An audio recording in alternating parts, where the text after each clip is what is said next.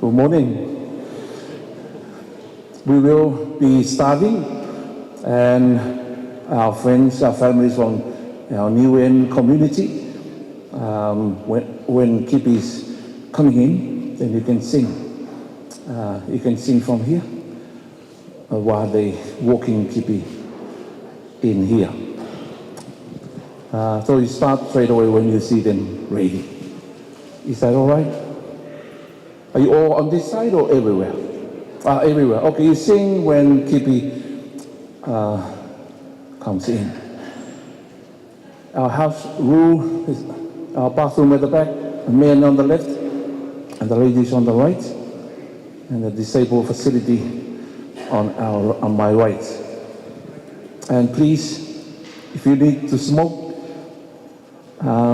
please go on the main road and smoke there, if you don't mind. That'll be good for us here. This is the house of God, and also we dedicate the land to the work of God. And also, yeah, we're ready. We're ready. Okay, you can start singing. Thank you.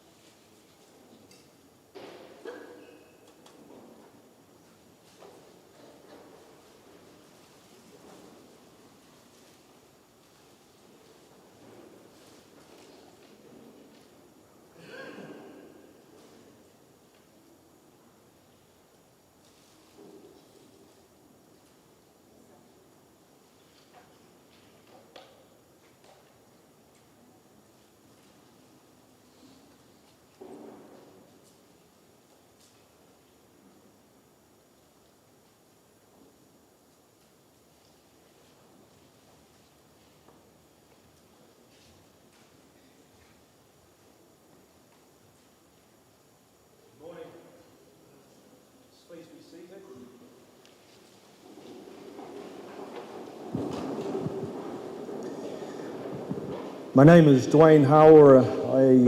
I'll be officiating the service today for Brother Kipi, and just want to welcome everybody that has been able to make it here for this service. It's unfortunate that we meet here under these circumstances, but I know that for Ty and Eva, Moses and Essa, that they are very thankful that you have taken the time out to come and pay your respects to their husband and to their father. We're here this morning to give thanks to the life, or for the life of Kipi, and the commitment that he had for his family, for his friends, and for his church family.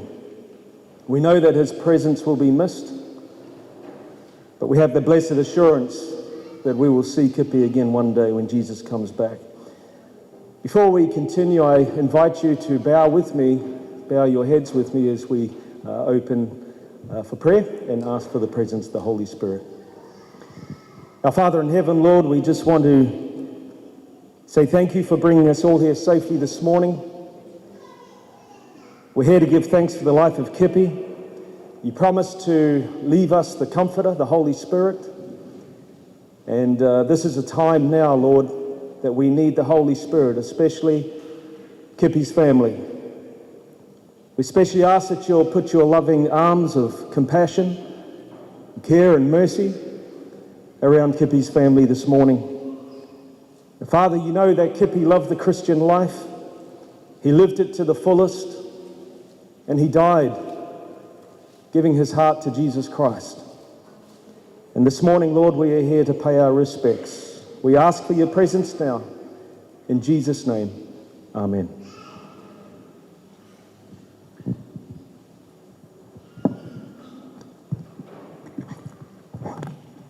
I'm going to invite, we're going to have the scripture reading taken by Vena Liz. Please come forward.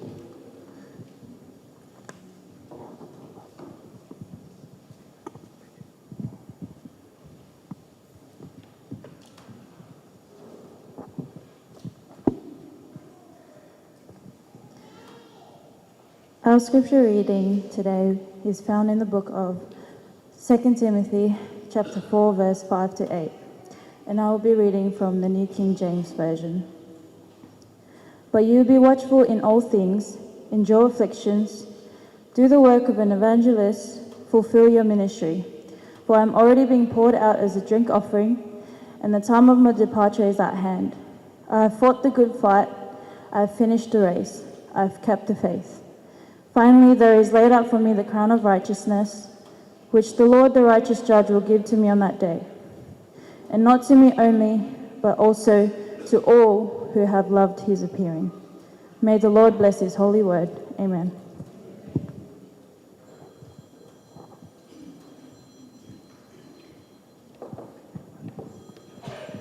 I invite you all to stand as we sing this hymn. One of the favourite hymns from Kipi was the Old Rugged Cross.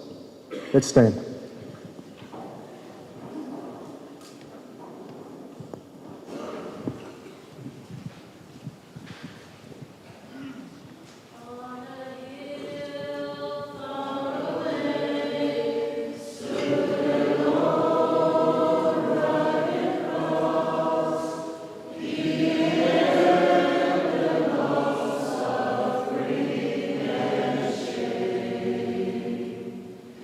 And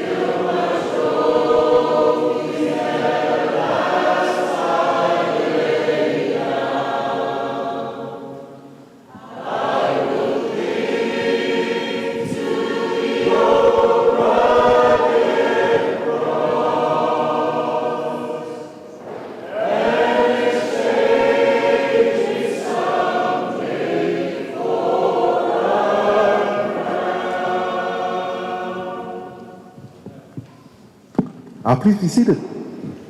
Good morning, brothers and sisters in Christ. It's so good to be here and to see you all again. My name is Jason Tanaki, and I take great pleasure in being able to share with you the life sketch and the life story of our brother, of our husband, of our dad, of our uncle, of our best buddy, of our uso, Kipi McMoore. Cippey McMoore Tanaki was born on the 20th of March 1961 in the village of Hakupuatua, Niue Island. To our parents, Esaena Huivaka Whatatautama and Mokoniu Uea Tanaki. His siblings, remember Fata, Bing Alfred, Luau Sally, who is here today, Doreen Alamai, who is here also, Iris Moresby, March 4th, who is in New Zealand, Nongo, Willie Boy, who is here, Elavisi, Moses, and myself, Jason. Now, Kipi moved to New Zealand with his parents and his siblings as a young child in the late 60s, initially residing in 8C Lappington Road, before Mum and Dad purchased their first home there in 30 Everett Road, a place that we affectionately know as Otara. Otara, the home of the brave. A place that Kipi called home sweet home for many years of his life. Kipi started his education journey in Tuasau Primary School in Hakupu, Niue, before moving to New Zealand, where he attended Bed's Intermediate School and then on to the famous Hillary College. It was at Hillary College where his impressive talent started to shine. He was a standout performer, naturally gifted, inspirational, creative in so many levels.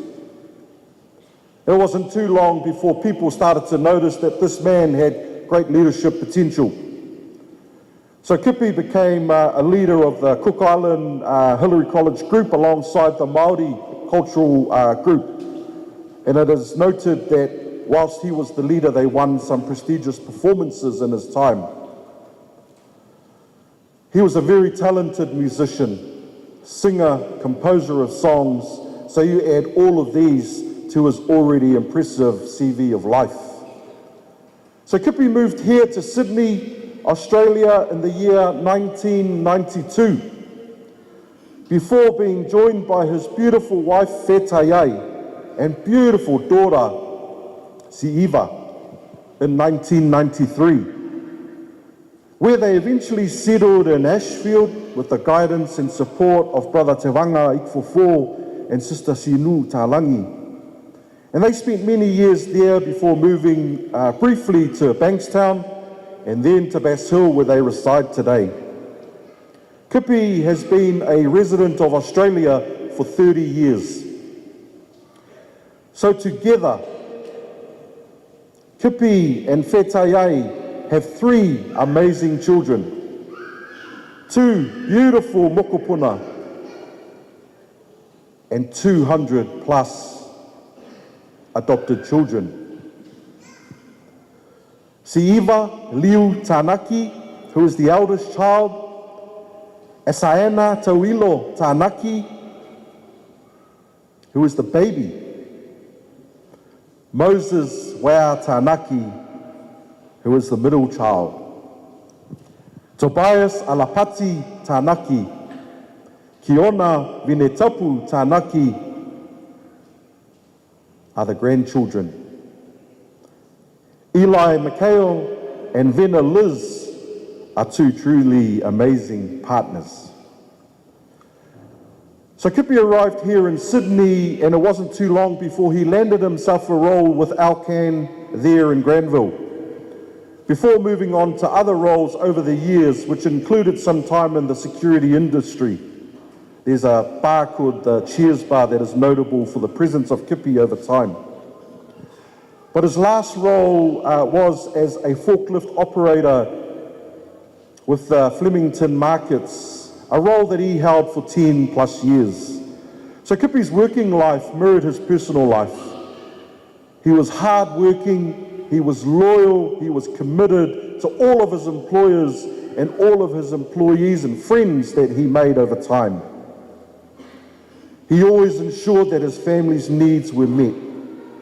Now this is something that Kipi did from the moment that he arrived on these shores to the day that he left this world.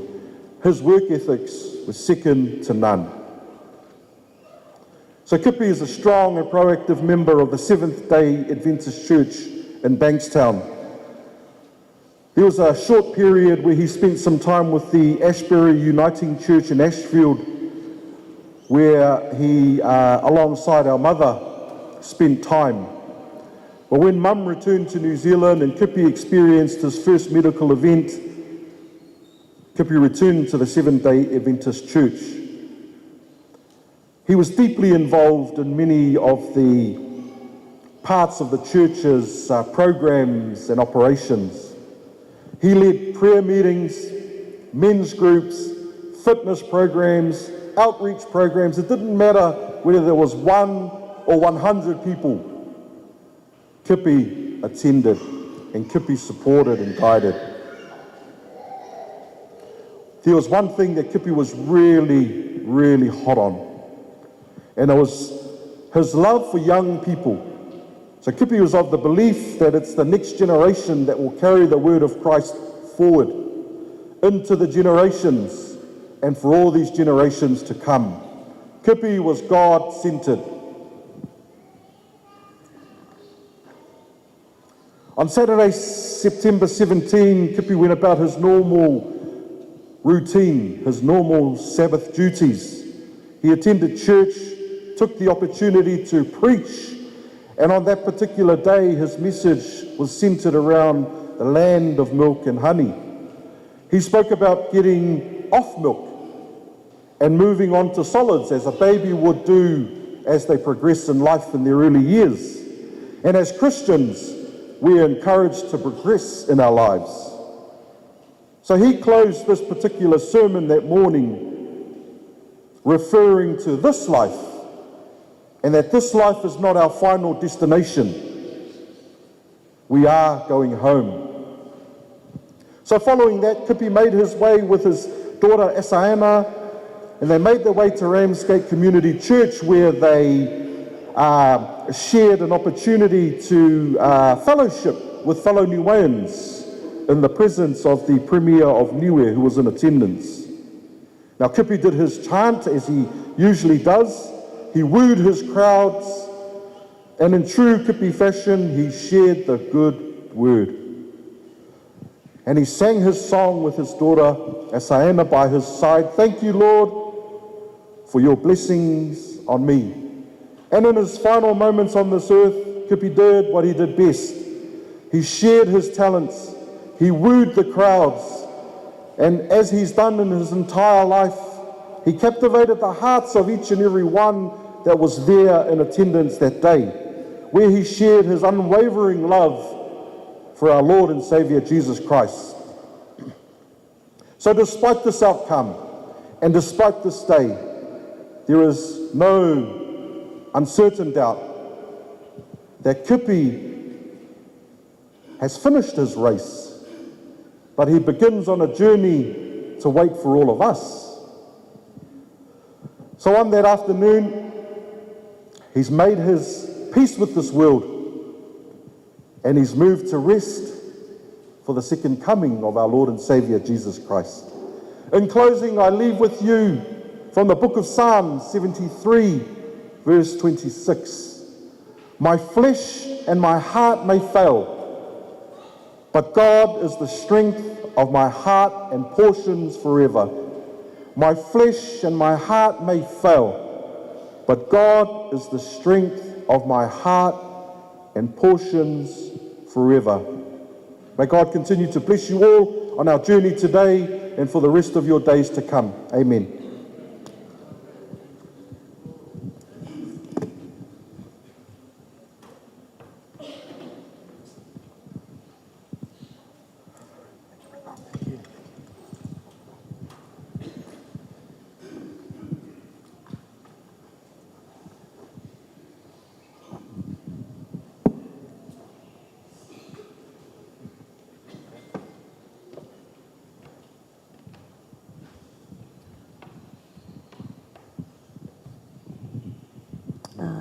Good morning, everyone.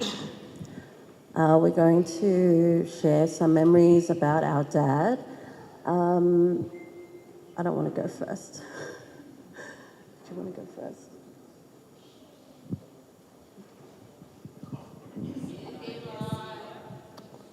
Good morning, everyone. My name is Eli. I'm the son-in-law of Kipi and the partner of his beautiful daughter, Sieva. In Psalm 28:7, it says, "The Lord is my strength and my shield." And because I know that the Lord is my strength and my shield, I know that I will see you again one day, Dad. We'll all be together in the new kingdom. We spent a lot of time together. We spent a lot of, time laughing and, sharing a lot of stories. I'm going to miss the times that, I'll sit down with you and I'll help you do your PowerPoints for your church services. I'm going to miss the times that we talked about the All Blacks and the Rabbitohs and, just talking about life in general, and also the times that we spent talking about our Lord and Saviour Jesus Christ. And I thank you for everything that you've taught me, and everything, that we have shared together. I'm going to miss you, but also I know in my heart that I'll see you again. But for the meantime, may you rest in peace and await the second coming of our Lord. Amen. Thank you. Go, my son.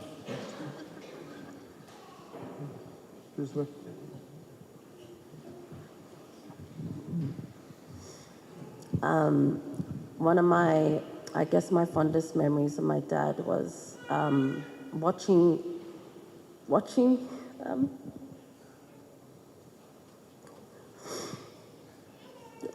how he loved on my mum. My dad really loved my mum. He never mistreated her. Anything she wanted, he got for her. He treated her like a queen, and I watched this growing up. He knew nothing but love for my mum and cared for her, even when she was so angry at him and she would tell him off, and he would just keep loving her, making her food. I said to myself, after having so many, boyfriend and all of this throughout these years, I said to myself, you know what, I need to find a man like my dad. Someone to treat me like a queen and to do everything for me and don't talk back. And I found Eli. And my dad loved him so much. Maybe because they were the same. And I'm sorry, Dad, that you never got to see us get married. He was so happy when we told him we were planning to get married. And he said that's all he ever wanted for us. So, Dad, look, I'm sorry that you never get to witness that moment. But it will happen. That time will come. And, Dad, I can't wait until we get to see you again. We love you. We miss you. Thank you for teaching us everything. Thank you for giving me the best childhood I could ever ask for. Guys, I had the best childhood before Mosa and Essa came. My dad bought me every Barbie I wanted. I had every pink dress you could ever imagine, and then they came along and they just ruined it for me. Esther's the handbag to my dad, but I am the princess. He treated me so differently. He allowed me to get tattooed, to pierce my ears, and not Mosa and Esther. Thank you, Dad, for everything you've done. Thank you for loving us. Thank you for loving our partners, Eli, Venna, thank you so much. We love you and we will miss you. Thank you, guys.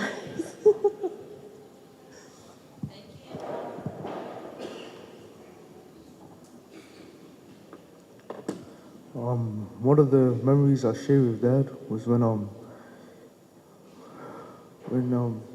it used to rain, my papa would used to take me outside and say, "Son, let's go shower." He would bring the soap and we would laugh and enjoy the free shower. I love these memories of my papa and will always remember him when it rains. I will miss you, Dad.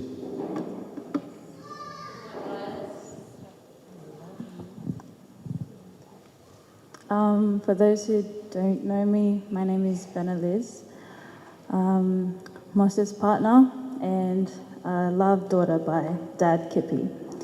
We had so many memories together and there's so many to share, but I think one memory that will always make me laugh is every time I will hear, sometimes I will hear Dad going off at Mose, and as soon as I walk in, he'd be like, "Oh, Venna, are you all right? Or do you need something?" I see the soft side of him, and it's just one thing that I will always hold close to my heart. He always loved me. He always, embraced me, and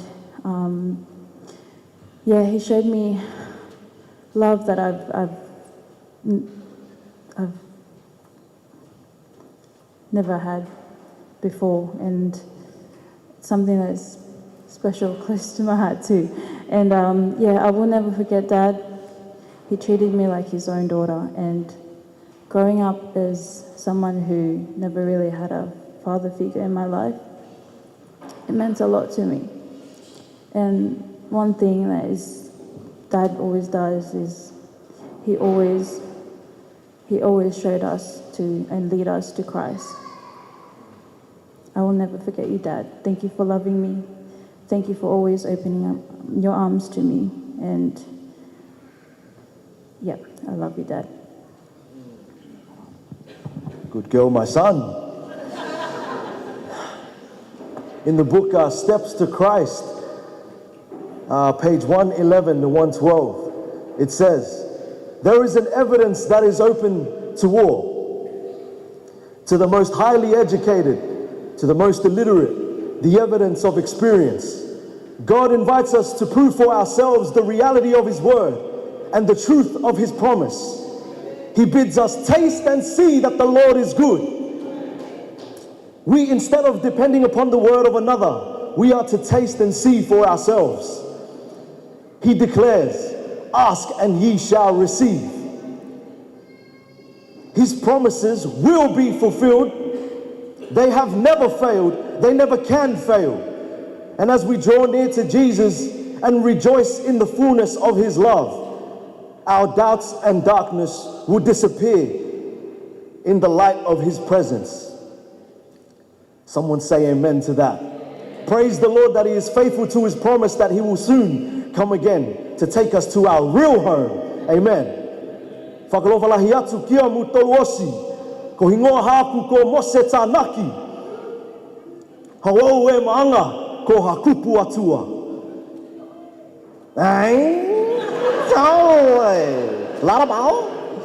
You know, if my dad heard me say that in his language, he would have said, "Since when? What the hell?" I swear, but I know deep down he would be proud of me and say, "Good girl, my son." I love my dad so much. There's so many things that I could say about my beloved dad, but I can show you better than I can tell you. And so for the rest of my life, you will get to see the next one, the next Kipi Tanaki. Well, clap. The princess and the handbag, but I'm the master. I love my dad so much. I don't want to say too much because you all already know. And if you know me, you know me. The reason why I am the way I am is because of my dad. Train up a child when he is young, and when he is older, he will never depart from the word. And so I live that, and I thank God for my dad for teaching me everything I know and for giving me the day-to-day, he tells me every day, focus your mind on the second coming. Fix your mind on Jesus. And that's all I'm going to live for the rest of my life. That's how I honor my dad. And I can't wait to continue to serve the Lord. You know, like my mom said last night, I'm bored already. I just want to go home and eat. And, you know, I'm done with this. I just want to, you know, finish the work. And thank you to everyone who has showed their love and support towards my family and I. And to God be the glory forever and ever. Amen.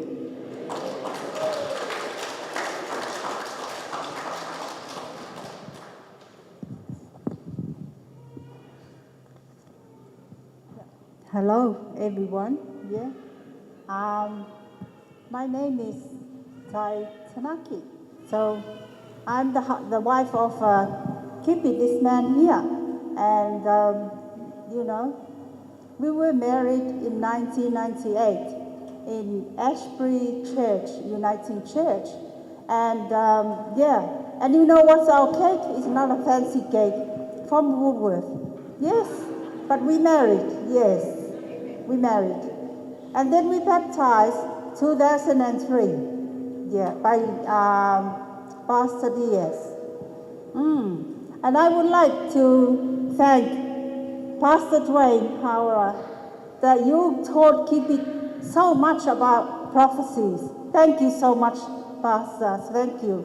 Pastor Tai, you stressed my husband a lot. You know what? You know what, Pastor? When you don't get anybody to preach, you ring Kipi the last minute. Kipi, can you preach? Yes. Kipi, night and day, all day to another day. Because you know what Kipi says? He doesn't want to preach the same scripture. He wants to search, dig deep in the Word of God. So those are the things that Bankstown didn't know. My husband carry a lot. And when there's no one teach the Sabbath school, I'm the leader of the Sabbath school in Bankstown, I will say, honey, this teacher is stepped down, doesn't want to teach, is not available. Can you teach? My husband, teach. So teach, preach, outreach, which, Pastor, I'm not putting you down, but those are the things that Kipi has done, you know, which Kipi should pay by the conference. Yeah, Meliofa? Yeah? Which is not finished, you know. The conference, yeah, my house is open, you still pay us. You should come and pay us. Instead of paying our pastor, pay us, pay Kipi. Because Kipi is doing a lot in Bankstown Church, which SDA Church in Bankstown. Yeah? Yeah, Meliofa? Yeah, Bankstown, I know. Yeah. That's the life of Kipi. That's the life of my husband. He loves his Lord. He loves to help people. He put other people before us, before his family, before me. But what I miss a lot about my husband is his love for me and my kids. When it's time for him to preach, he preached to me first before he preached to the church. And he said to me, what do you want to add? Do you want to add something or you want to take it out? I say, no, I don't want God to punish me. If I add on, God will punish me. If I take out, God will punish me. And then I said, yeah, call for it. Preach, my husband, preach.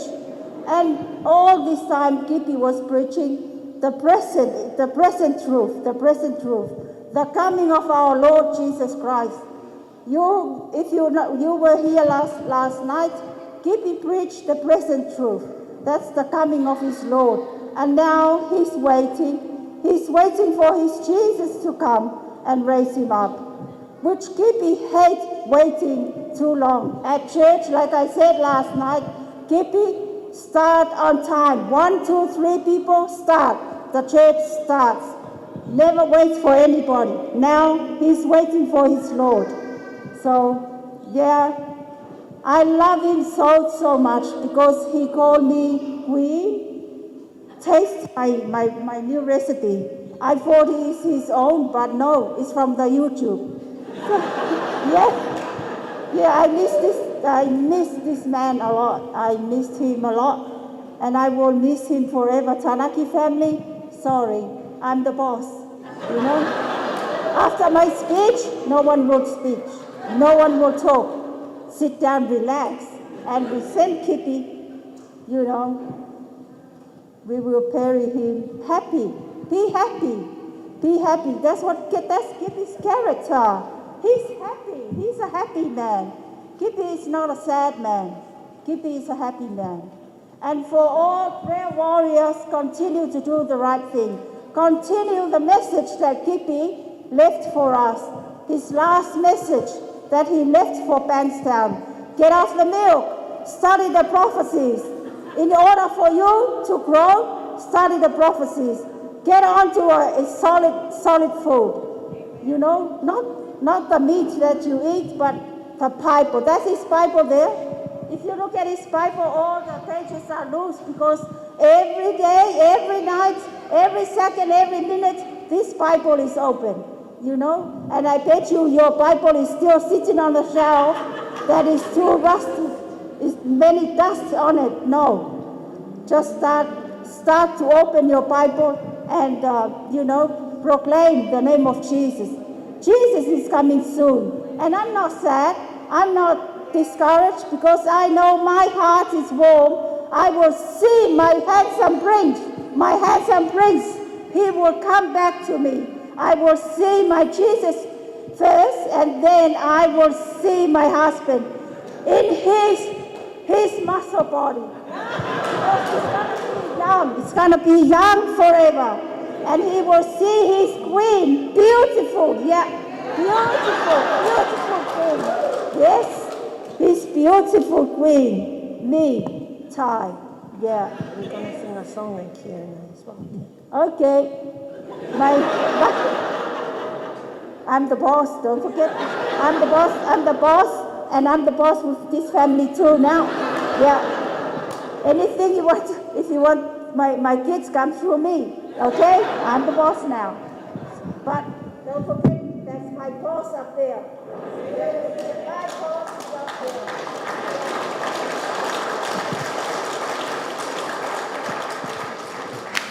Anyway, so we weren't going to do anything because we had our time last night, but my little one actually said yes to singing a song. So please bear with us. This is Papa's other little grandchild, Kiona Uea Tanaki, and her Papa love to sing. And Dad always tells her off for being flat, but that's just who Dad was. That's how we managed to get our voices, always being critiqued by the best singer of our family. Sing that song. My God is so big. 1, 2, ready, go. My God is so big, so strong and so mighty. There's nothing my God cannot do for you. My God is so big, so strong and so mighty. There's nothing my God cannot do for you. The mountains are His, the rivers are His, the stars are His handiwork too. My God is so big, so strong and so mighty. There's nothing my God cannot do for you and me.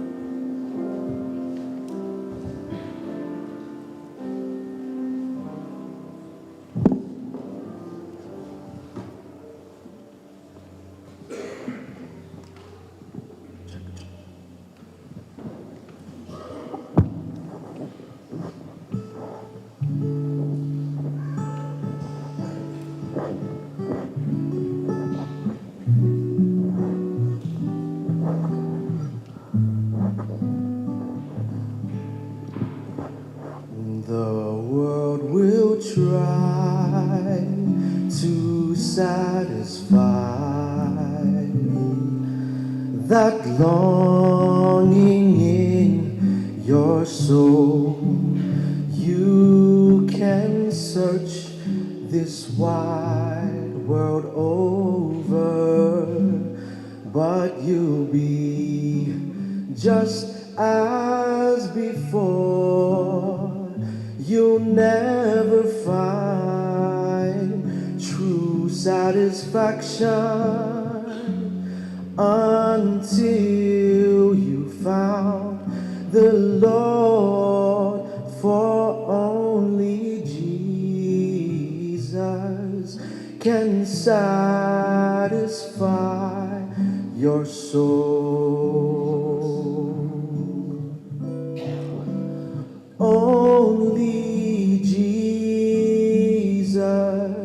can satisfy your soul,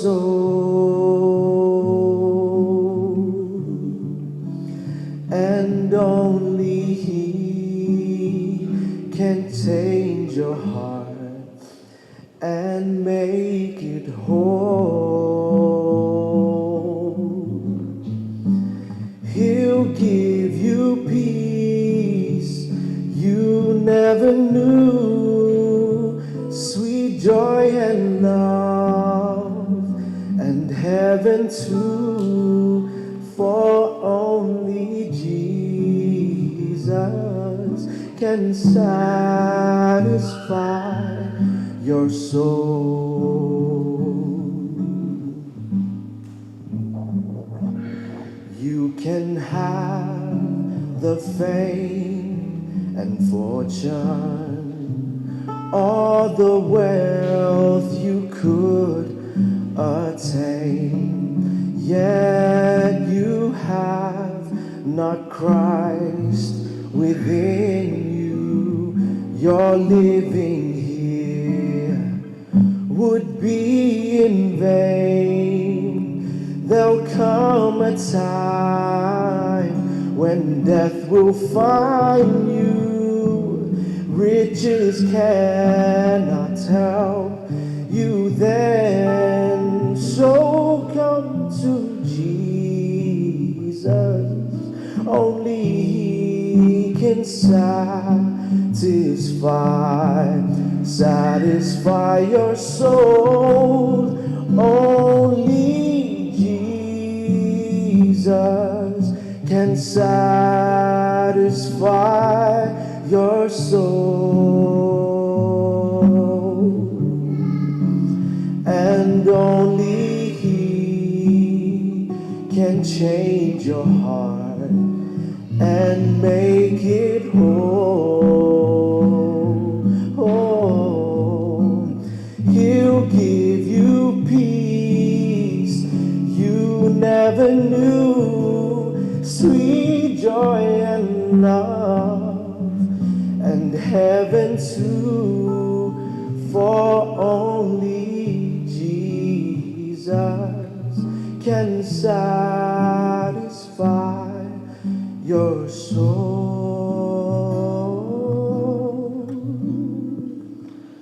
Only Jesus can satisfy your soul.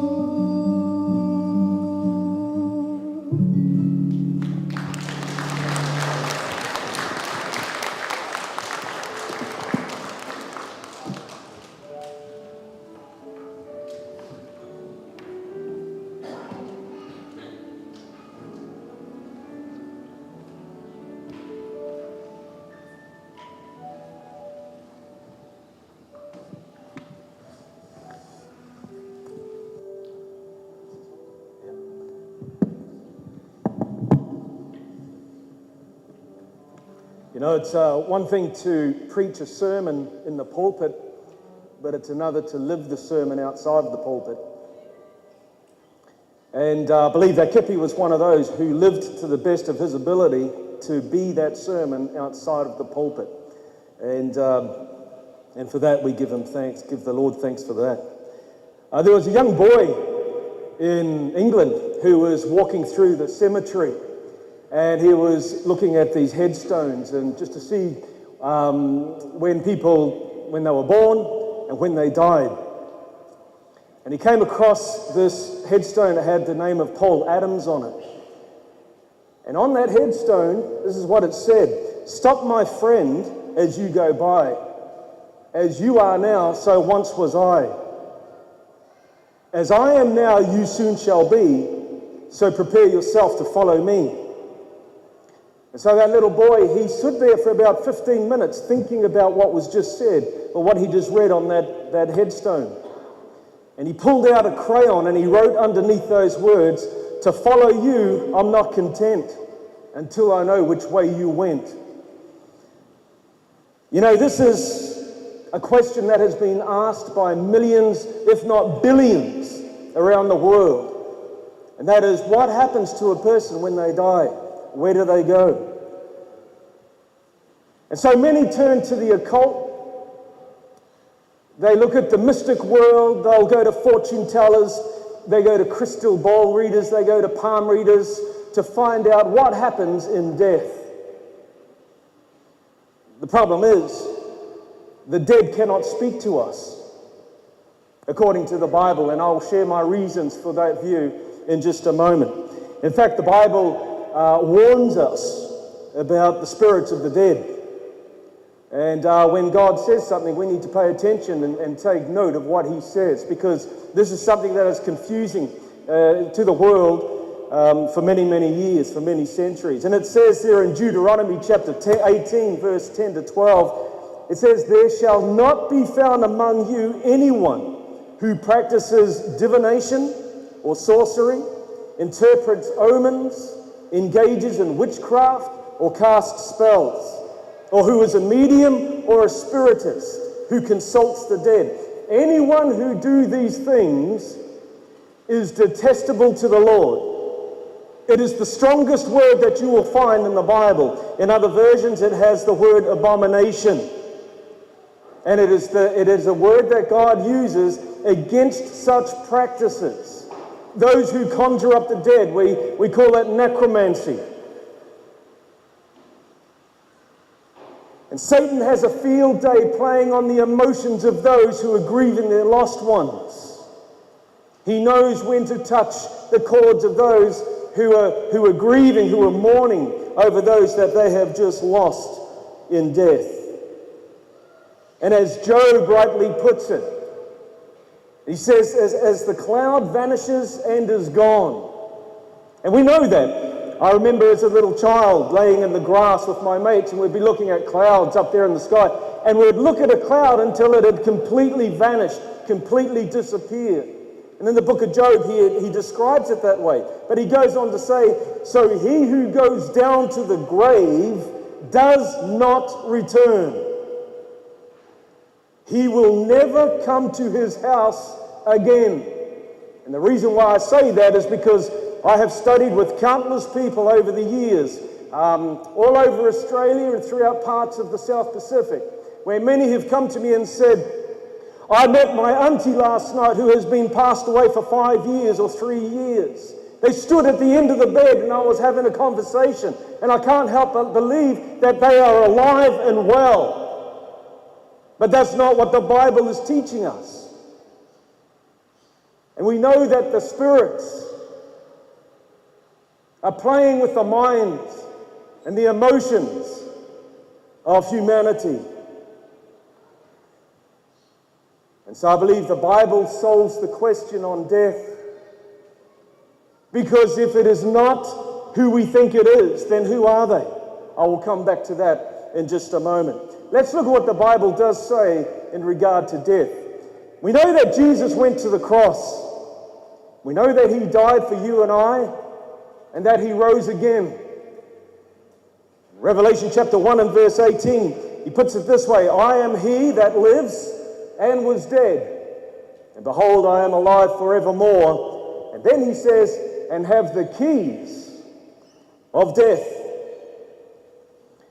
And so we're going to unlock the mystery of death this morning The only way we can do that is to go back to the start, back to creation, as was iterated last night. But we know that in creation, God formed man from the dust of the earth, dust of the ground.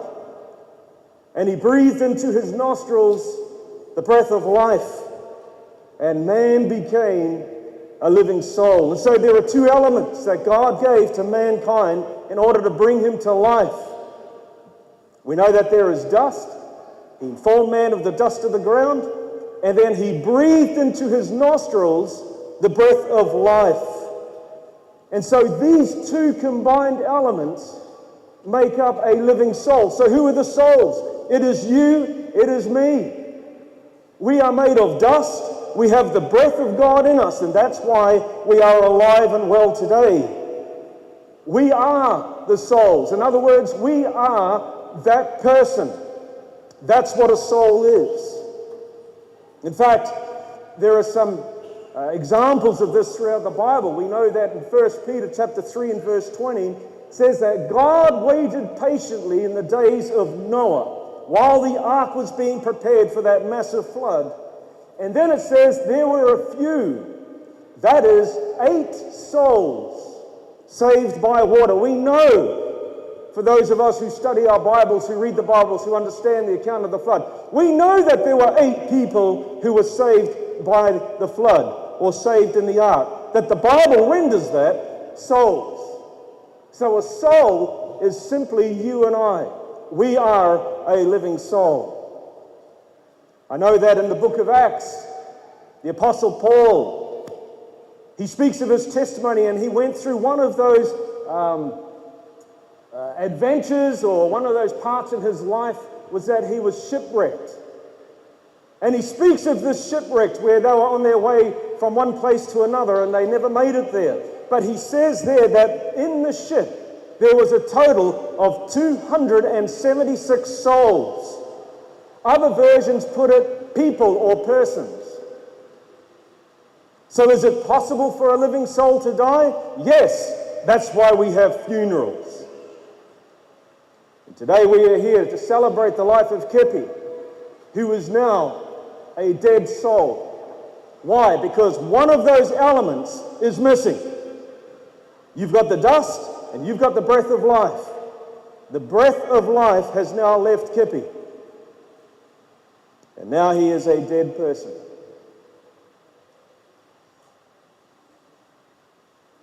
Come back to the start where God gave Adam a direct command. Is it possible for a soul or a person to die? We know the answer to that question. But God commanded man and said, from any tree in the garden you can eat, but there's one tree that is forbidden, and you cannot eat of that, because the day that you eat it, you will surely die, the Bible says.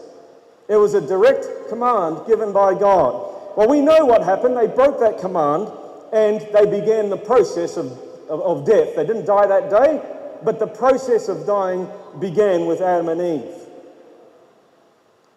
But the Bible clearly states in Ezekiel chapter 18 and verse 4 that the soul that sins shall die. Now we know that everybody has sinned and fallen short of God's glory. The soul is not immortal as many people believe. Only God has immortality. He alone is eternal life. But contrary to this, somebody used a snake as a medium. Back in Genesis chapter 3 and verse 4, the Bible states that the serpent said to the woman, "You shall not surely die." It was the exact opposite to what God commanded. When you partake of that fruit, you will die, the forbidden fruit. Satan comes along and says to Eve, "You will not die." We're all in a great controversy. We're in a controversy between what is right and wrong. We're in a controversy to know what is truth and what is error. And here, Eve found herself in a controversy, and she needed to make a choice, just like you and I need to make decisions and choices every day between right and wrong. She found herself making a decision, and we all know that she made the wrong one. And what was the consequences? God simply said to Adam and Eve, "For dust you are, and to dust you will return." And death is creation in reverse. We're all formed from dust. We simply go back to dust. So how does the Bible describe death? And I know that there was some texts and things mentioned last night. I just want to perhaps capitalize on a couple of those points. But we know that Jesus was away doing what he always did, preaching and healing those that needed a Savior, needed help. And news came to Jesus that his good friend, his best friend Lazarus, was at the point of death. The Bible says that he spent another couple of days away where he was before he came back to see Lazarus. And he puts it this way. He said to the disciples, he said, "Our friend Lazarus has fallen asleep, but I'm going there to wake him up." The disciples respond to Jesus and said, "Lord, if he's asleep and he's sick, he'll do well." Isn't that the case? Like when you're feeling sick, when you're not very well, what's the best thing we do? We take a day off work, we go and lay down on the bed just to get some rest so that we can get better again. And so the disciples thought that this is what Jesus was speaking about. Lord, if he's taking some rest, he will do well. But Jesus said he was speaking of his death, but his disciples thought he meant natural sleep. So then in verse 14, John chapter 11 and verse 14, he said to them plainly, "Lazarus is dead." I can't make it any simpler than this, disciples. I can't state it any plainer, but Lazarus, our friend, is not just asleep, he is actually dead. So Jesus taught, according to these verses, that when a person dies, he's in a state like that of sleep. Death is nothing more than asleep. Now, I've been under the anesthetic in the last few years. I did some damage to my hand and needed a couple of operations to try to fix it. And when they put that anesthetic in, I tried to fight it. For those of you who have been under, you try to fight it and say, "I'm going to see if I can beat this anesthetic." Well, before I know it, I'm in the recovery room and I was put to sleep. I was out, completely out. And the first operation that I had lasted for 5 hours. I remember looking at the clock before I went under. It was 10 to 10 in the morning and I woke up at 3 o'clock in the afternoon. And so for 5 hours, I had no idea what was going on. And I believe that this is what the state of death is like. Kippy is simply sleeping in rest. Just like anesthetic.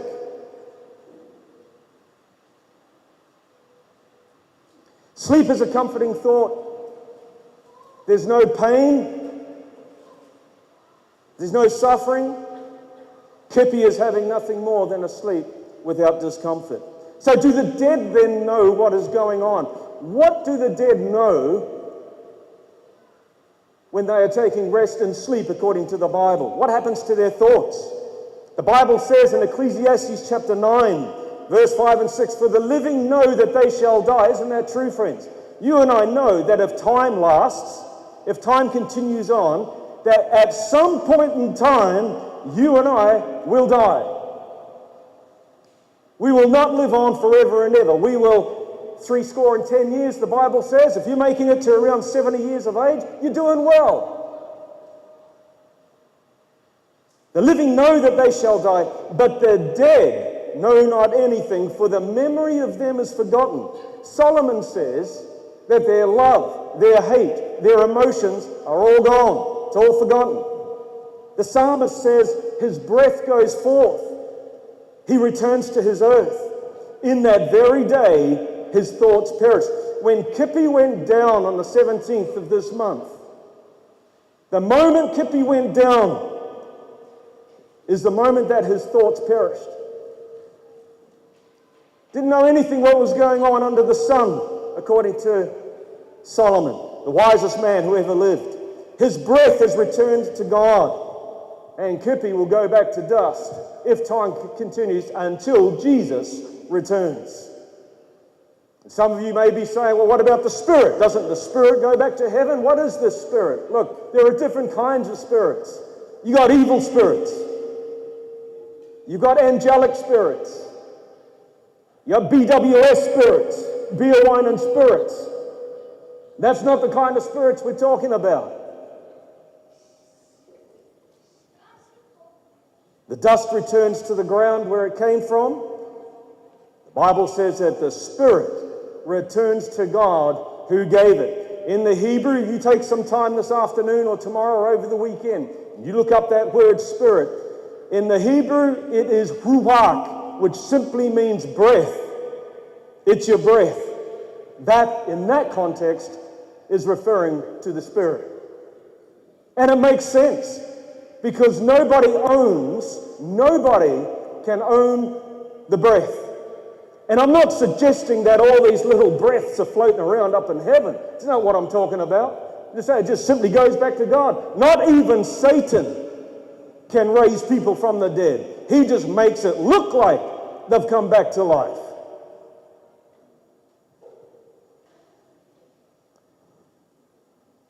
In the Greek, the word spirit is pneuma. When you talk about pneumatic tools, that's talking about air tools. Air tools that are operated by air. It is your breath. That's why James, in James chapter 2 and verse 26, he says, the body without the spirit is dead. In other words, the body without the breath is dead. You try holding your breath for 10 minutes. We'll see how well you go. So do the dead remain in the grave? What are they waiting for? What is Kipi now waiting for? Of course, we know what he is waiting for. In the book of Daniel, it says that many of them that sleep in the dust of the earth shall awake. And what will they awake to? 1 Thessalonians chapter 4 and verse 16, comforting thoughts, comforting words. The Bible says that the Lord himself, he does not trust anybody else. He doesn't trust the angels. He doesn't trust anybody else from, if there are unfallen worlds out there. He trusts nobody else but himself. The Lord himself will descend from heaven with a shout. With the voice of the archangel and the trumpet of God, the dead in Christ shall rise first. Then we which are alive, those who are alive when Jesus comes and remain, shall be caught up. That's your rapture. That's what rapture means, to be caught up. And where are they going to be caught up to? Caught up with them in the clouds of angels to meet the Lord in the air. And so shall we ever be with the Lord. And then it finishes off by stating, comfort one another with these words. Today, the Tanaki family, I want to comfort you with these words. You know that Jesus is telling the truth. Has Jesus ever told a lie? Has he ever broken a promise? He has promised that he is coming back. And that is a comforting thought.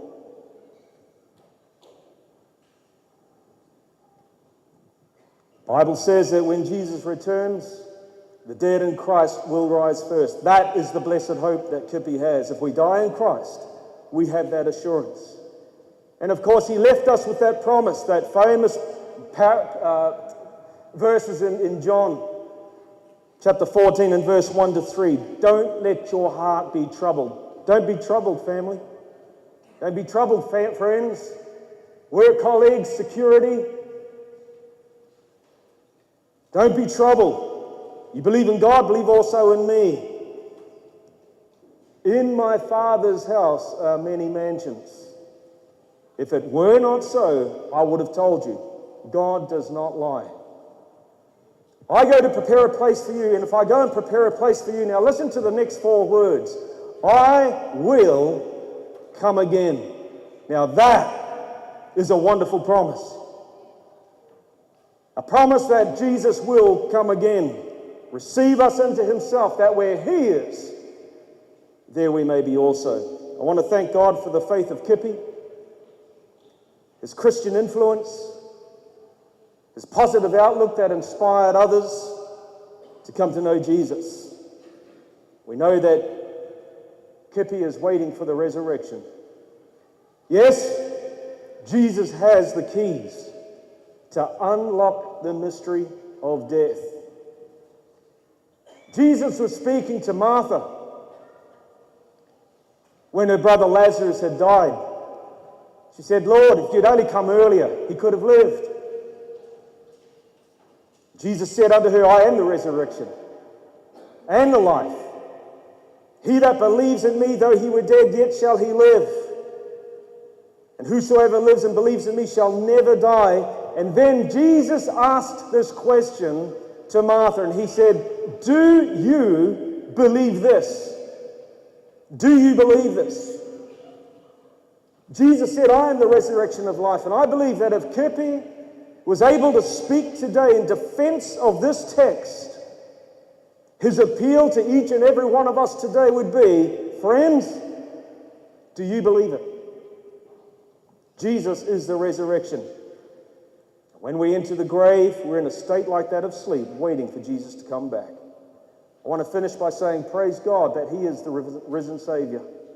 The victory has been gained, and it can be ours by accepting the victor as our Savior.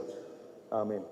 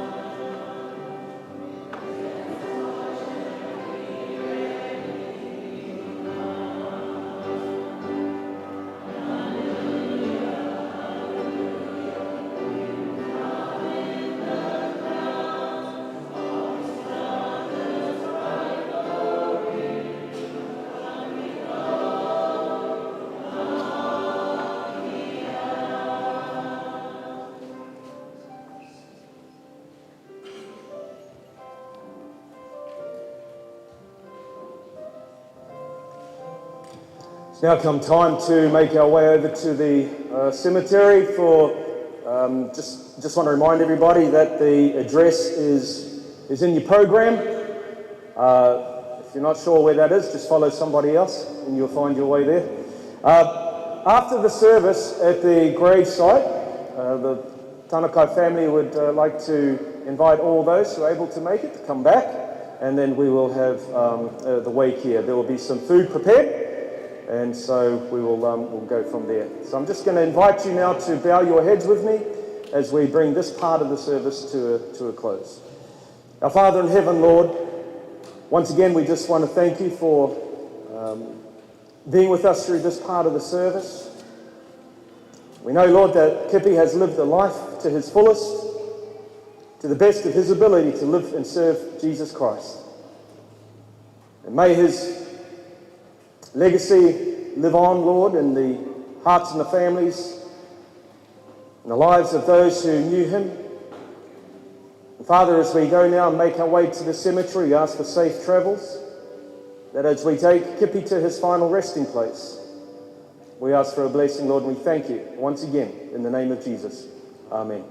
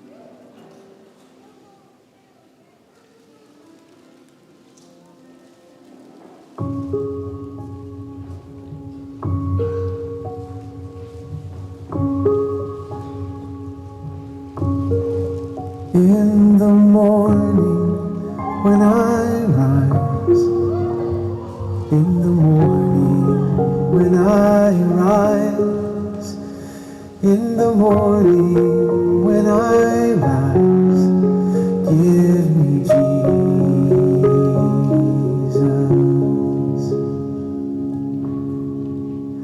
give me Jesus. Give me Jesus, you can have all this world, give me Jesus.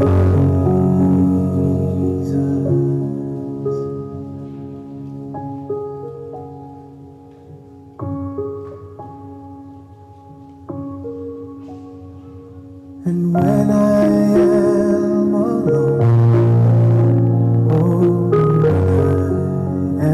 alone,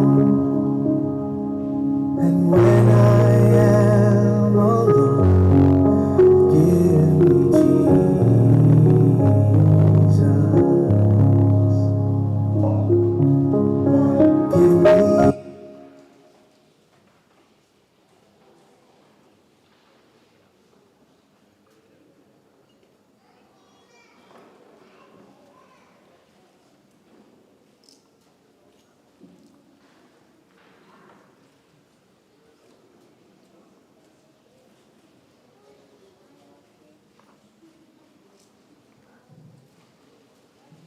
Whanua koe.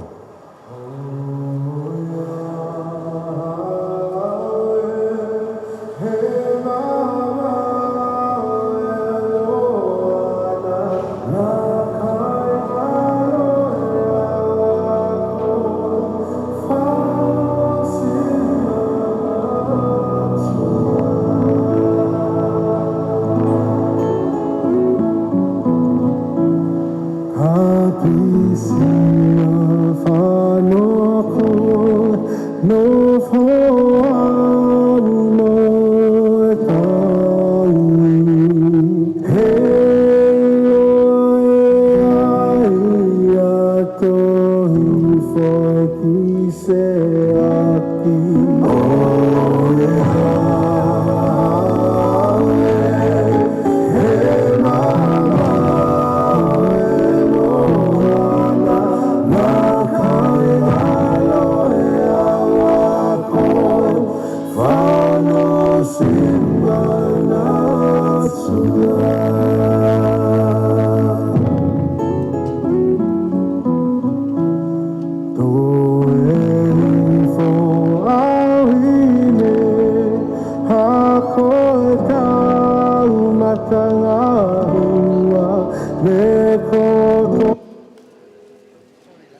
whanua koe.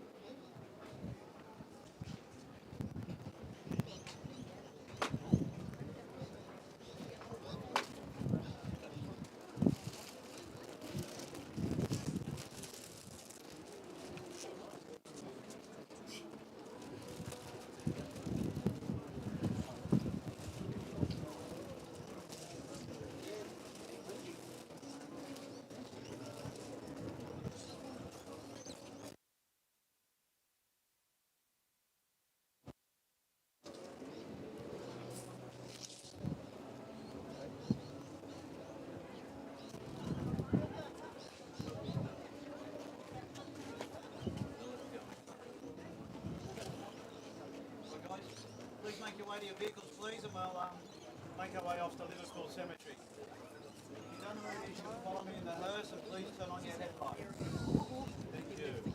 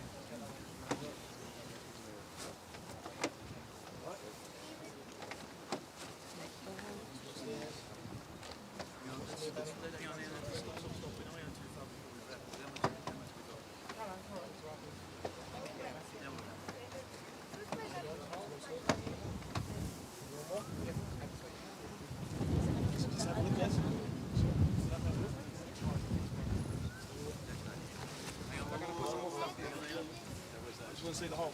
We're going to put 2 on before we wrap. We will. Once we wrap it.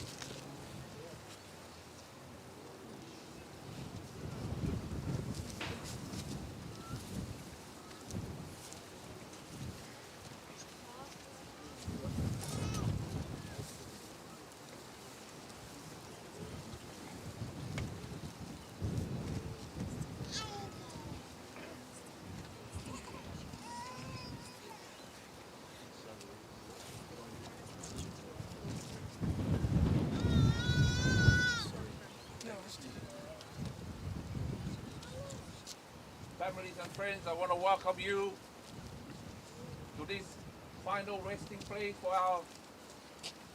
Elder Kipi, father, husband, uncle, friend to many. And as we witness this final place where he will rest until Jesus comes, I welcome you in the name of our Lord and Savior, Jesus Christ. I'll hand over to Pastor Dwayne. Say our prayer. Our Father in heaven, Lord, we want to say thank you once again for the life of Kippy.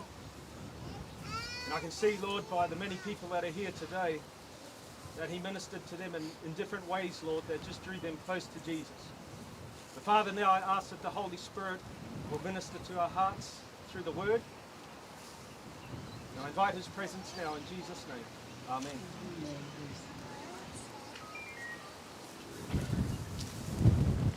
I feel awful standing on somebody's grave. But, I was thinking of the word cemetery. And I looked up the meaning of this word. It actually means sleeping place. This is the place of burial. And it fitly describes the Bible.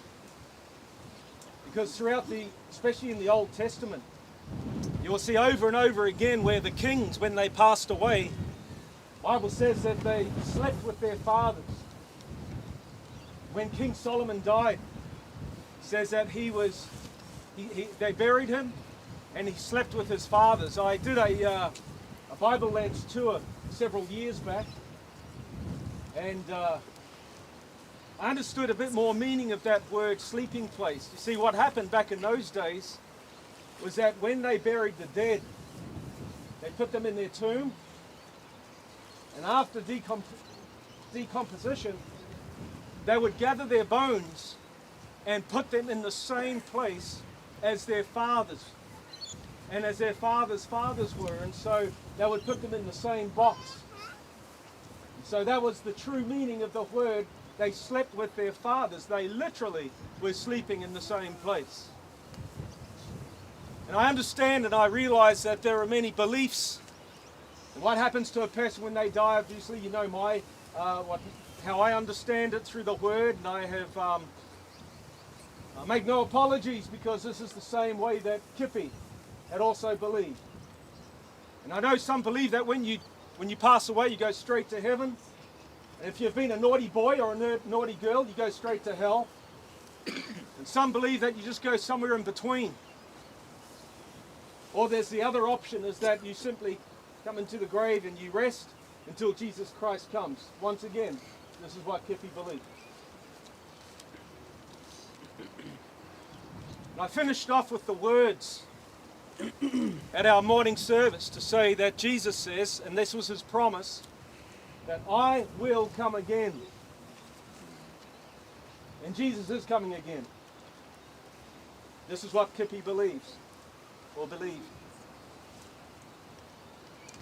And what is Kippy waiting for?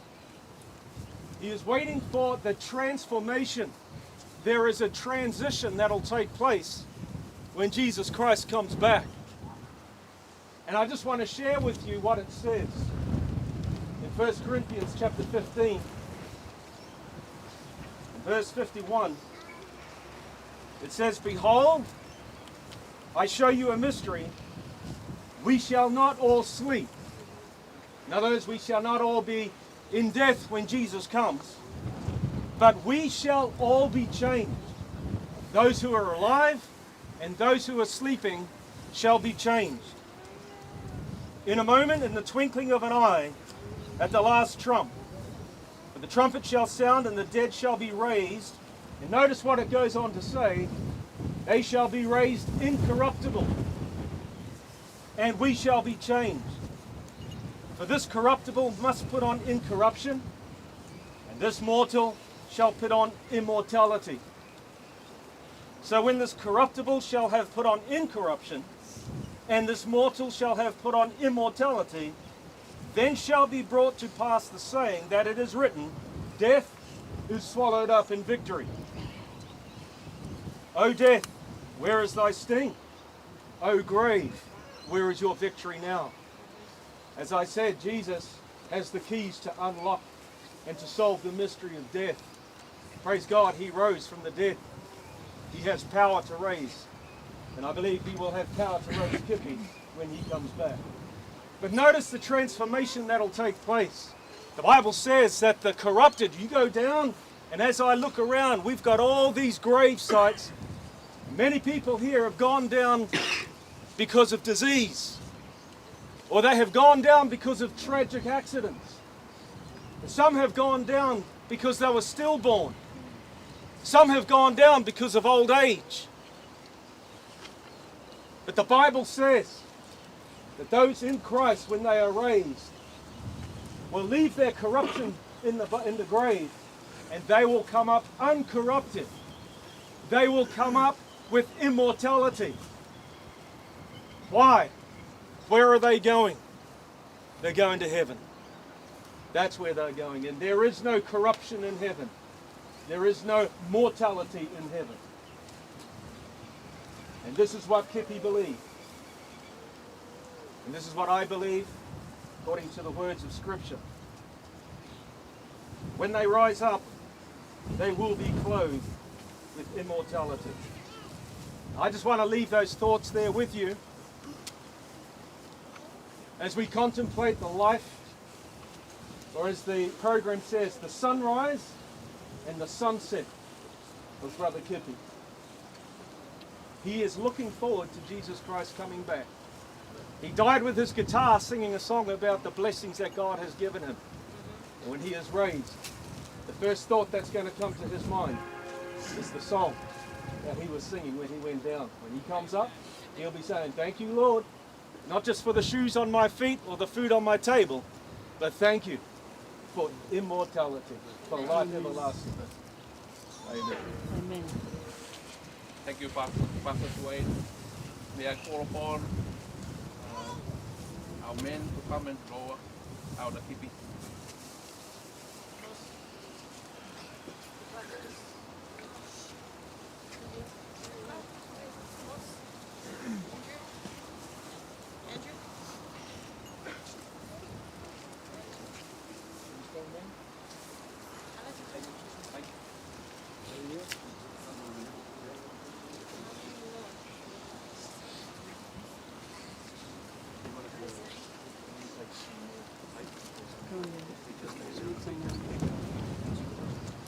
On the other side.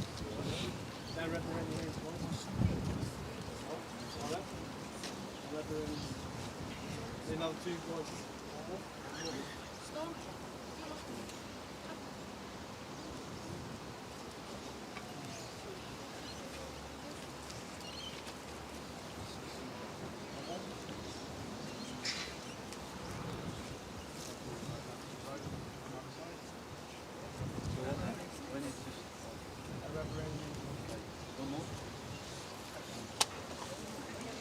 One more.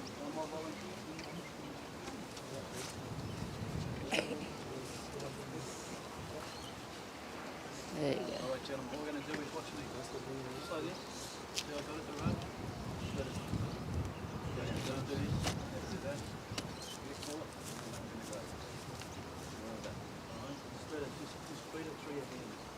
Alright. If you get into trouble, just tell us. One of us will jump in and belong to you. Alright? Alright. Now, straight up. Just got to be straight up and nice and level. I want you to, we're going to go straight up. Yeah, we'll take this bearer down. Pull the bearer down, and then we're going to go down nice and slow. Alright? 1, 2, 3, 6, up, up. Alright. Just slow. Nice and slow, guys. Nice and level. Level. This side kept up. Yep.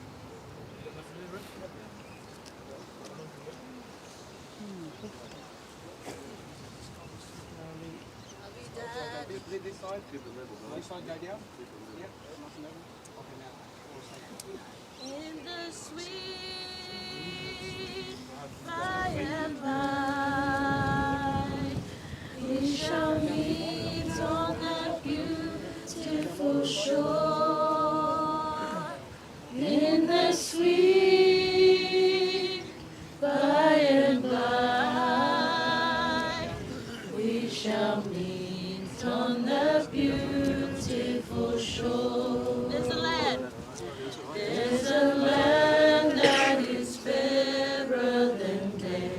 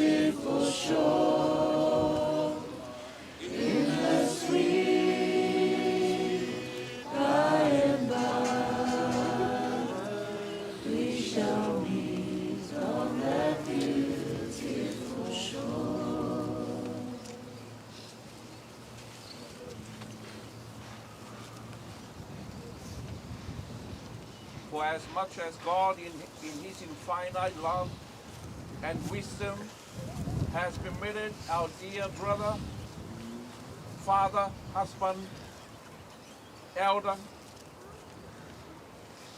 Papa Kipi, to fall asleep in Christ, we do tenderly commit his body to the ground, in the sure and certain hope of a joyful resurrection when our Lord shall return in glory. Then this body of our humiliation shall be changed and made like unto his glorious body, according to the mighty working whereby he is able even to subdue all things unto himself.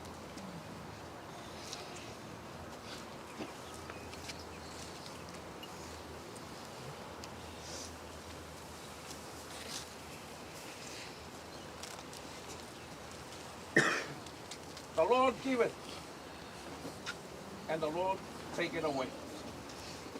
Blessed be the name of the Lord. Amen. Let's pray. Father God, we have come to the end of the journey of thy servant, Elder Kipi, who served you for many years, to sacrifice his time, to share thy gospel, Lord Jesus, to lead someone to you through the good news that you have. And today we have just witnessed his final place, his resting place, sleeping until that morning when you come, Jesus, and call his name. Father God, we pray and ask that may you mark this grave, Lord Jesus, that at the end he will rise with you, Jesus, on that beautiful morning. Pray for the family, Lord Jesus, the wife and the children and the grandchildren, the friends close to him, Lord Jesus. Father God, I submit him into your hands. Please, Lord Jesus, care for him until that beautiful morning. There will be no more tears, no more pain, and no more crying. But your face, Jesus, that's what he will see. And that's what he believes. Father God, thank you for this day. Thank you for his life. From the beginning, the sunrise, and now it's a sunset for him. Blessed be your name, Jesus. Forgive us our sins. In your name, we pray all these things. Amen. Asking the families, it's your turn now. Come, pay a tribute, flowers, sand. It's your time. Thank you. Como Tolule! Como Tolule! Como Tolule! Oh! Como Tolule! Catarata! Catarata! Si! Catarata! Como Uea! Como Uea! Si! Hey! Hey! Hey! Si! Hey! Hey! Hey! Ano! Como Tolule! Catarata! Catarata! Si! Catarata! Como Uea! Como Uea! Si! Hey! Hey! Hey! Si! Hey! Hey! Hey!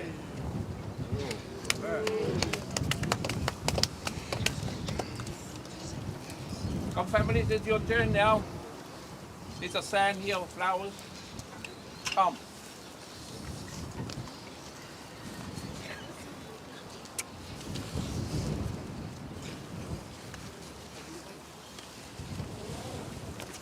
Uea Uea Moimoi,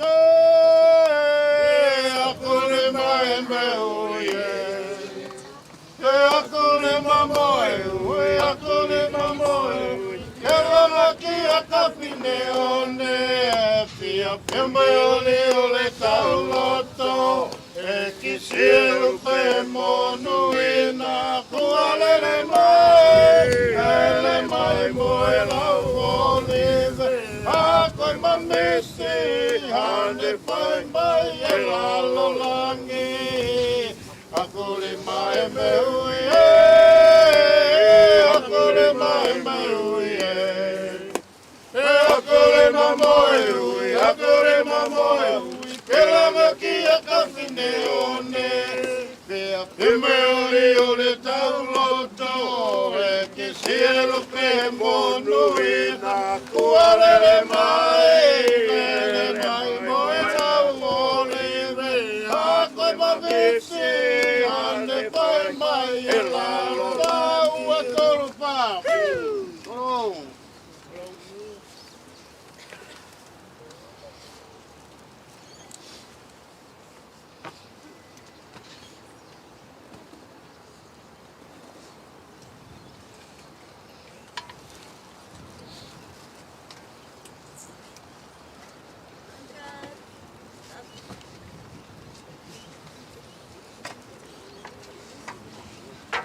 Soon and very soon, we are going to see the King. Brother, Father Mumwina. Makore pinong ha duri nuria. Awe o jiwa ha duri mete. Soon and very soon, we are going to see the King. Hallelujah, hallelujah. We are going to see the King. No more crying there. We are going to see the King. No more crying there. We are going to see the King. No more crying there. We are going to see the King. Hallelujah, hallelujah. We are going to see the King. No more dying men. We are going to see the King. No more dying men. We are going to see the King. You have your bunch of petals, now's the time. No more dying men. We're all hungry. We are going Let's to see the King. Hallelujah, hallelujah. We are going to see the King. This train is going to heaven. You better get on this train. This train is going to heaven. You better get on this train. This train is going to heaven. Better get on this train. You better get on. You better get on. You better get on this train. Jesus is the engineer. You better get on this train. Jesus is the engineer. You better get on this train. Jesus is the engineer. You better get on this train. You better get on. You better get on. You better get on this train. Trusting my Lord as I walk along. I just keep trusting my Lord as He gives us song. The storm clouds stuck in the sky, all the heavenly trail. I just keep trusting my Lord. He will never fail. He's a faithful friend, such a faithful friend. I can count on Him till the very end. The storm clouds dark in the sky, on the heavenly trail. I just keep trusting my Lord. He will never fail.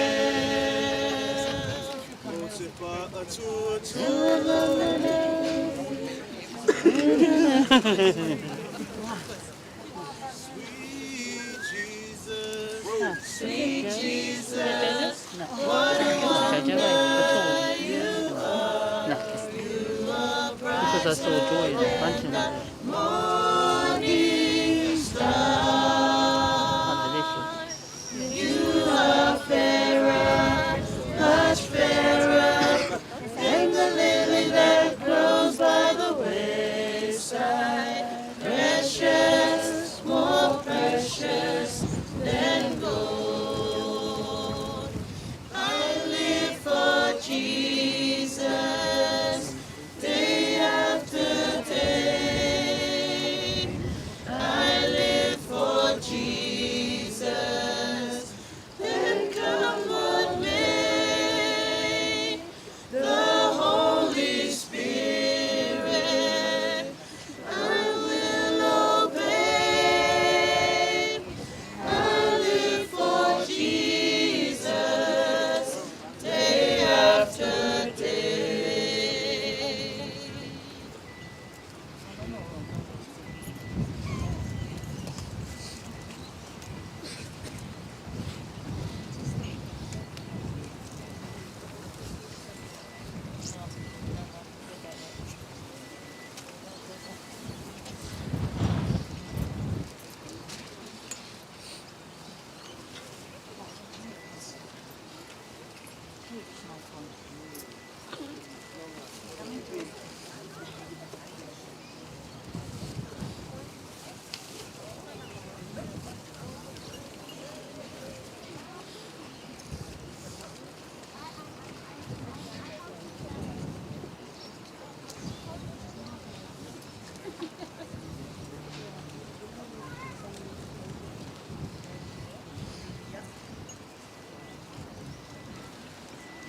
He's my everything. He is my Lord. He is my everything, both great and small. He gave his life for me, made everything new. He is my everything. Now how about you? Like honey in the rock, sweet honey in the rock.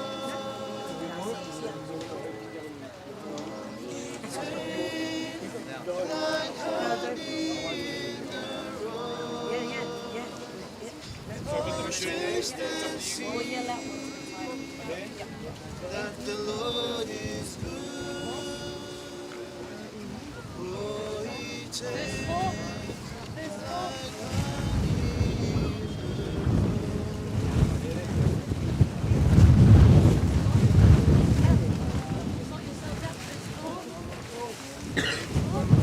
If you can hear me on the program, it says to meet back at the church at 2 o'clock to be fed. Okay, so there's a McDonald's there for your entree. And then 2 p.m. back at the church, okay? We're just going to fill up that and have our moment. If you'd like to come and have a shovel as well, you're most welcome to join the line. But thank you, family, for joining us and celebrating Dad. We've been spiritually fed. Now let's get physically fit, hey? So 2 o'clock back at Minton Seventh Adventist Church. Thank you, family. Cheese. Cheese. Wait. Oh no. Lighter.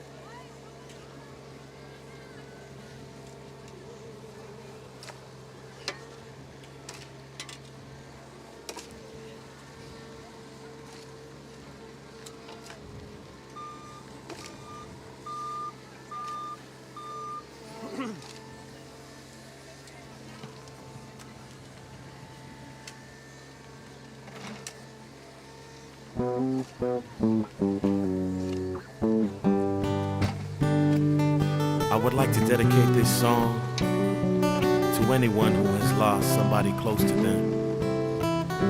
Whether it was a family member or a close friend, I feel your pain. I know it's hard.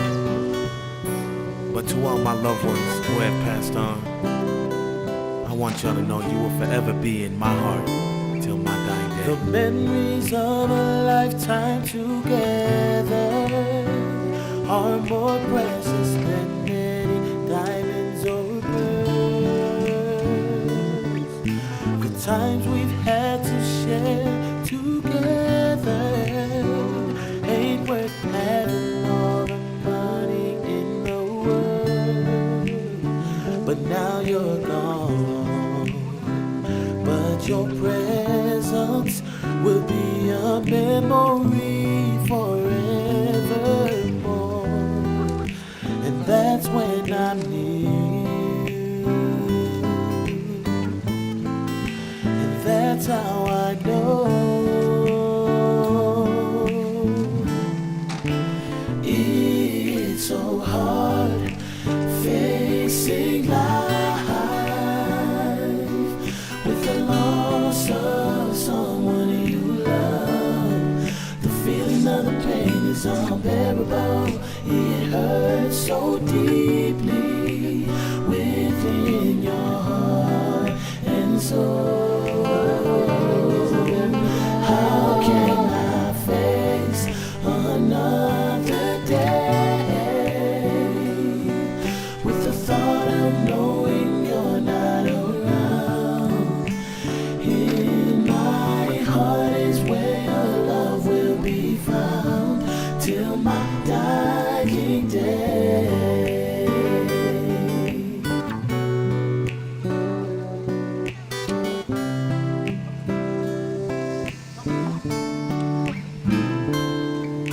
The family will never forget what a blessing you've been to us on this earth.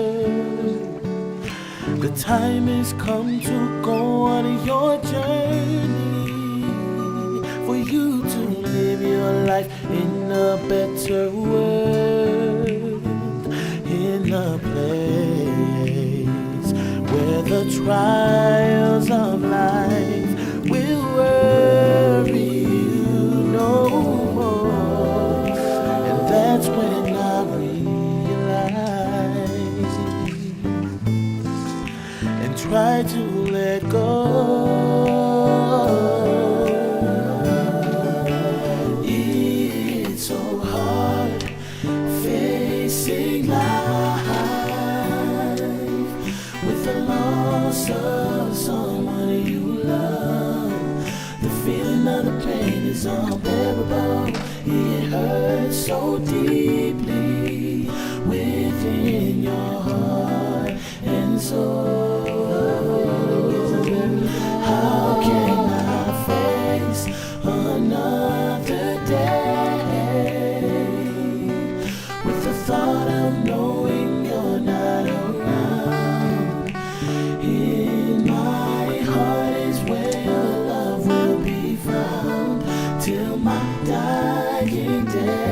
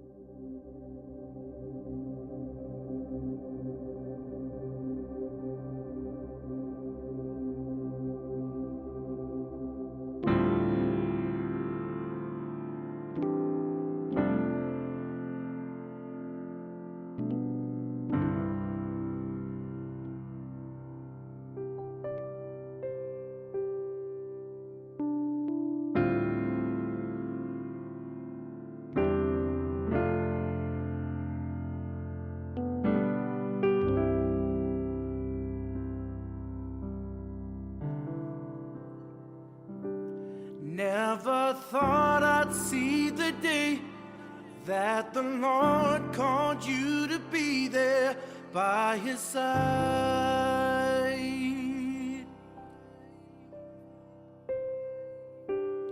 I can't remember a day when you weren't around. You were always there.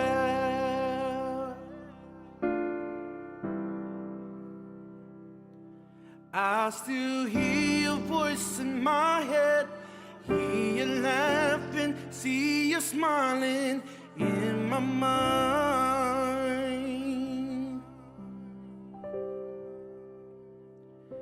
And if I had the chance again, I would tell you that I love you one last time.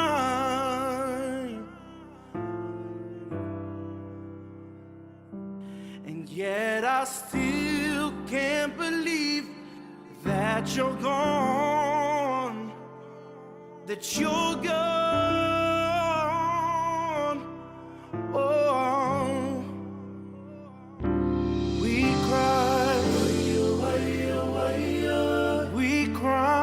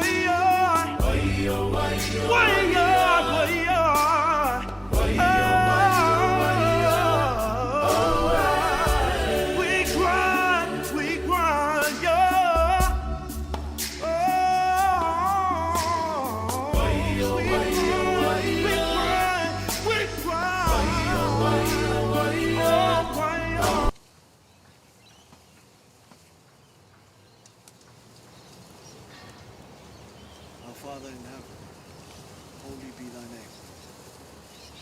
Lord, we come to your throne of grace to acknowledge you as our God, the King of kings and the Lord of lords, the great I am, the Alpha, the Omega, the beginning and the end. And Lord, we give you praise and all the glory. You were faithful to your promise. And Lord, we just want to claim that promise, Lord, that you will never leave us nor forsake us. And that you've prepared a place for us, Lord.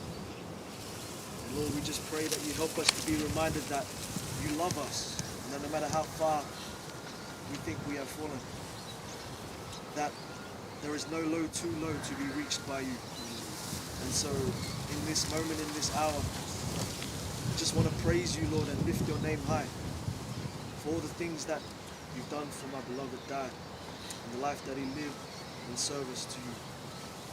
He put his duty first and he served you all the way to the end. And even in his last moments, Lord, you were on his mind. He preached your message that you were coming soon. And he sung, Lord, praises to you. And so, Lord, I want to thank you so much for leading my dad throughout his life and for giving him such a character, Lord, to lead my family and the people that were around him. And so, Lord, as we go from here, we just pray that you be with us and that you encourage us the same way that Dad was encouraged, to serve you and to glorify you. Above all else, Lord, we just pray that you give us more and more of an experience with you. Convict our hearts, Lord, and draw us closer to you, Lord. Who else can we turn to but you? And so at this time, I just want to commit myself and my family around me unto you, Lord, and ask that you help us to soldier on and to finish the work that my dad was so passionate about. To love people, to connect with people, and to reflect your love. And so, Lord, help us, Father, to do your will. Thy will be done. No glory to you and none for ourselves. As we say the Lord's Prayer, our Father, who art in heaven, hallowed be thy name. Thy kingdom come, thy will be done on earth as it is in heaven. Give us this day our daily bread. Forgive us our trespasses, as we forgive those who trespass against us. Lead us not into temptation, deliver us from evil. Thine is the kingdom, the power and the glory, forever. Amen.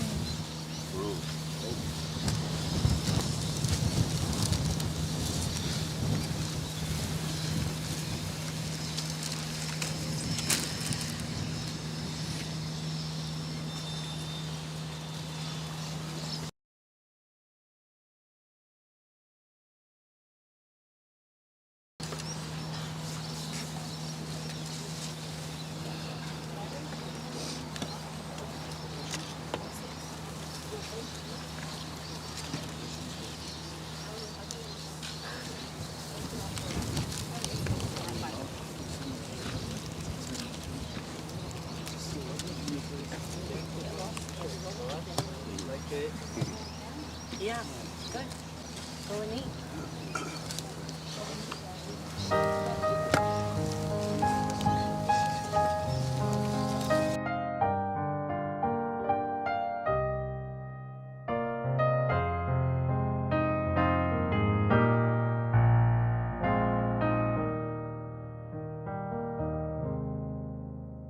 There is coming a day when no heartache shall come, no more clouds in the sky, no more tears to dim the eye. All is peace forevermore on that happy golden shore. What a day, glorious day that will be. What a day that will be when my Jesus I shall see.